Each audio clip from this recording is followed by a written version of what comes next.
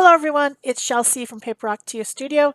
Today I am on the StencilGirl creative team showing you some things that you can do with some artist trading cards to make texture and mark making using StencilGirl stencils. So obviously the first thing I think of when I say make texture with stencils is modeling paste or molding paste, it's sometimes called. This is the Golden brand light molding paste. And I put it through the stencil, which is S058, designed by Mary Beth Shaw, using a metal palette knife, scraping it through, trying to make it as smooth as possible. And that leaves a raised area, a textured area on my artist trading card. An artist trading card is the size of a baseball card or a Pokemon card. It's 3.5 by 2.5 inches. And I cut mine out of sheets of 140-pound watercolor paper because it's nice and heavy and can take a lot of mediums and things. So I didn't even wait for it to dry or anything. I just went on to the next step, and that is to use some Golden High Flow acrylic. This is a artist quality paint. It has a lot of pigment in it, and I drip it on to the textured area and then spray it and move the card around and let all those colors blend and highlight the texture by kind of sinking down in between the textured area from the stencil.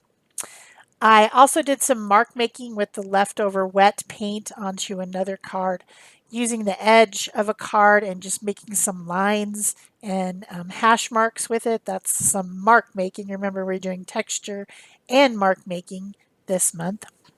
Then I highlighted the texture even more by using a Stabilo All pencil in black and kind of just making some little marks around the edges of some of the circles. And then I blended that out with a water tank brush. Stabilo is very water reactive, and so I can easily blend that and just kind of highlight some of those areas. I also had painted some of those two colors of paint onto another piece, which is actually just a piece of cardboard from a cereal box.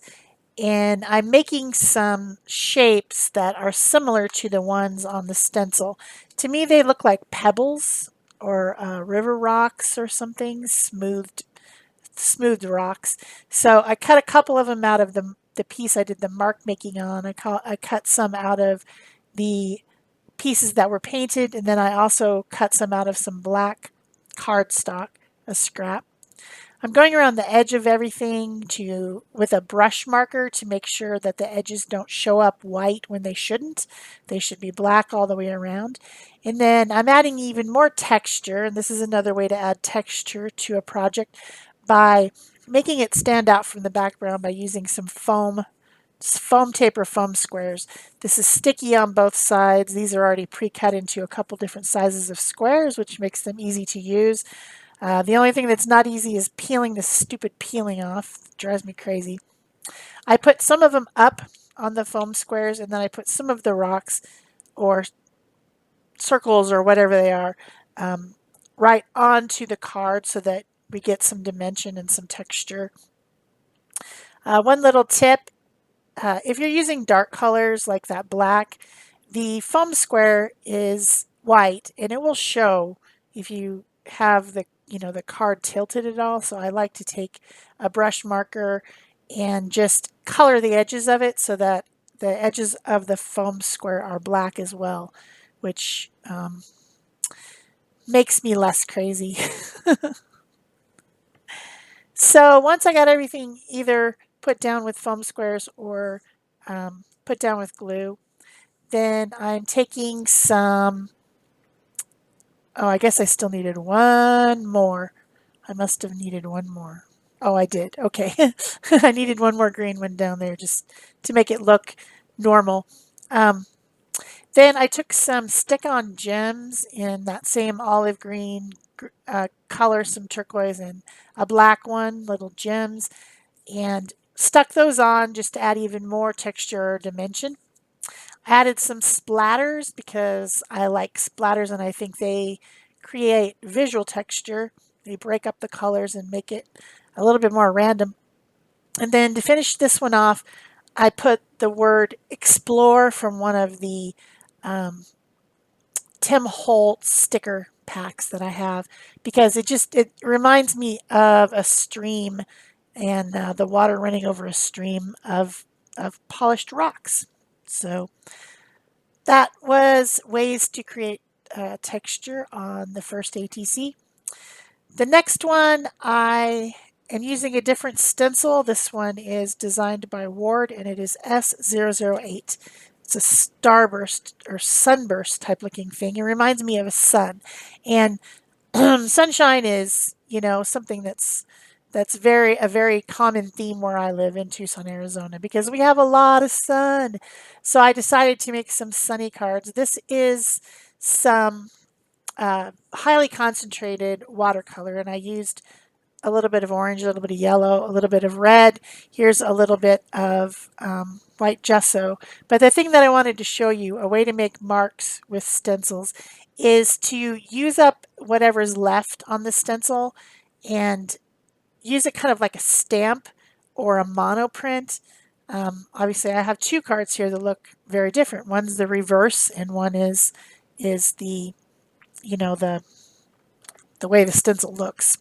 What do you want to call it? And then I'm using some different modeling paste. This is from Crafter's Workshop, and it's already colored for you. The other one was white, and you could add acrylic paint or something to it to color it. This one is metallic already, and I use that through the stencil, and it makes a textured metallic piece. Then I'm also using the stencil with some paint on a couple gel printed scraps of paper, because I'm going to collage some little cactus to go with my sunshine on my cards. So I'm using a couple different greens. I'm using a makeup brush to go through the stencil and add the greens over these gel printed pieces. Sometimes you just need to add some more stuff to them, and stencils are a great way to do that. So then I cut out the pieces using some sharp scissors into different little shapes, and I'm going to collage those onto the card.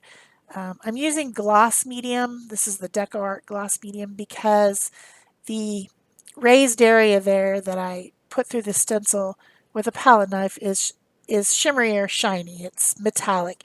So I don't want to ruin the metallic area by putting matte medium over it. Matte makes everything more matte. So that didn't make sense. So I'm using a gloss medium on this and gluing down all my little pieces. I ended up doing both cards, the one that had the visual texture or mark making using the stencil leftovers, and then also this one that I put the watercolor through. And I just left both the processes in here. The idea of this one was to make marks by using paint or leftover ink on a stencil.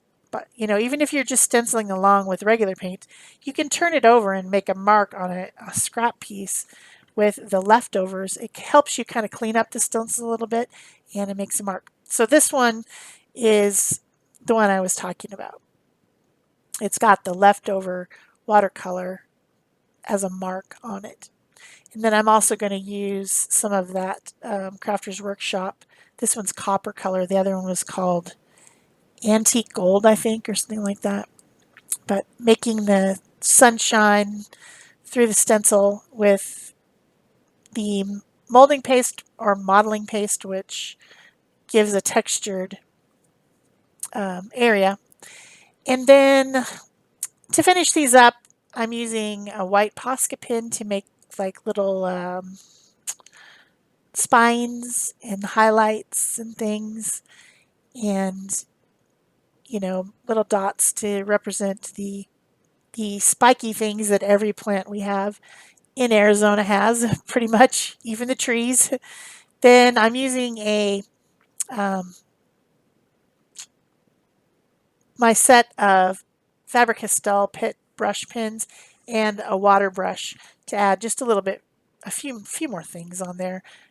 Some mountains in the background of one of them, and some shading and on the cactuses as I go with different colors of green, just to make them stand out from the background a little bit more.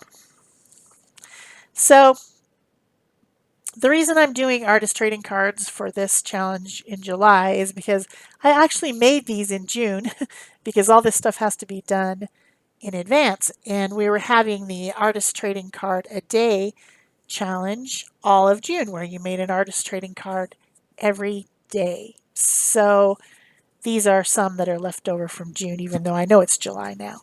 But these were made in June. I also went around the edges. I like to go around the edges of my cards with ink pads to just give them a little bit of a border. And it's easy to do that with permanent ink pads. That one was the olive colored one from Ranger. So there you see I'm adding some mountains and blending that with my brush. These brush pens are made out of India ink, so they're permanent once they're dry. So that's my second ATC for StencilGirl, making textures and mark making. So my third one, and a one that I really like to do mark making with stencils, probably my favorite way to do stencils, is with a gel plate. And this particular stencil is an ATC mix-up stencil that was designed by Mary Beth Shaw. It's L543. And of course, the links to all these stencils and other products that I used in this video are below the video in the description box so that you can check all those out, figure out how to get anything that I showed in the video.